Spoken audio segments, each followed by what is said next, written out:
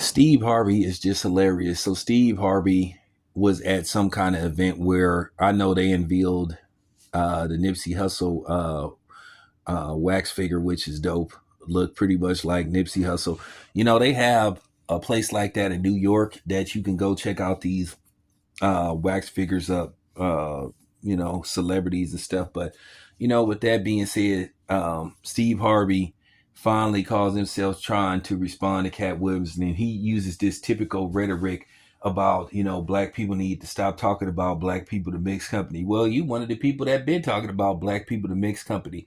You sat up there for years and was disrespecting black people. You kind of disrespected black men as a whole when you wrote that goofy book, Think Like a Man. You the same nigga that said for $10 million, you will let a white man openly call you the N-word. Dude, get out of here, dude. And then he tries to make a joke about him being offered $10,000 to basically, tell people to vote Democrat. Because basically Dr. Umar let the cat out of the bag. Then he tried to do that. Oh, do nothing for $10,000 and all that kind of stuff. Dude, be quiet, bro. I ain't going to listen to no nigga that can't even control his own household. But he trying to give people advice about, he tried to tell women how to handle men. Like, dude, you can't even keep your own wife's legs closed, dude. So, dude, shut up. Real talk, man. For years, this dude sat up there demonizing black people, always putting down the rappers. He just, when he hosted one of the last verses between the Isley Brothers and Earth, Wind and Fire, he was hating on rappers. Steve Harvey been hating on young black people. He been doing that for years, always taking shots at black people, but he had the audacity to sit up here and tell black people don't talk about other black people. Please. Now all of a sudden you want to come to the revelation that we need to stop doing this stuff. Well, you was, I mean, come on, man. You was one of the perpetrators of your own accusations, man. So just stop it. You didn't care about that when you tried to snake Bernie Mac out of that role in Ocean's 11. Was you worried about blackness then?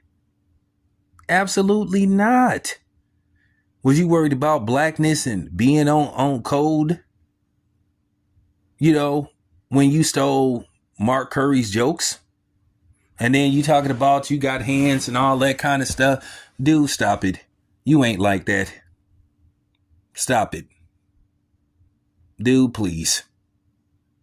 Dude, please. Well, why didn't you put hands on on your security that was like, messing around with your wife, allegedly? Okay. You couldn't even announce the appropriate winner of a beauty contest. So, dude, just stop it, man. Like, nobody cares what you think. At the end of the day, once again, we're not listening to this, these lectures and you wagging your finger because you don't deserve to be listened to. At the end of the day, what's going on is this is how you could tell Kamala's team is worried about this election. And once again, they coming at us sideways. They don't even know how to ask us to support Kamala Harris. They just tell us to shut up and vote. Nothing's in it for us. But then at the end of the day, basically they're trying to shame us, and particularly black men, for, not supporting and being very particular and being suspicious of voting for a non-black woman. Saying, well, forget about her history and get about her questionable history as a prosecutor and attorney general. Just vote. But that's typical. But Kamala Harris has helped and played a role in helping everybody but black people. And the people that support her constantly try to, basically shame black men. I wonder how these celebrities would feel. I'll talk about it in that. I'll talk about this particular subject in another video. But at the same time, the hypocrisy of Steve Harvey to try to talk about Cat Williams, but you were kind of like taking shots at him. That's just real talk. The nerve of these celebrities to sit up here and try to wag their finger and say, oh, we don't ask the white man. We've been asking the white man. Who the fuck you think we've been asking and talking to and saying in regards to, we want reparations? Like I say, we the only ones that's just supposed to do stuff and get nothing in return. Just do it out of the kindness of your heart. Kamala Harris ain't gonna do shit for black people. Kamala Harris is gonna put everybody before black people. So I'm not trying to hear this stuff about, well, did you know Trump did this? Did you know Trump did that? At the end of the day, Kamala Harris has shown not to be too bright. This is the same person that dodged a black media outlet. And Donald Trump went there instead of her. But everybody was hostile towards him. The person they should have been calling out is Kamala Harris. Wouldn't that be considered not being on code? But that's typical.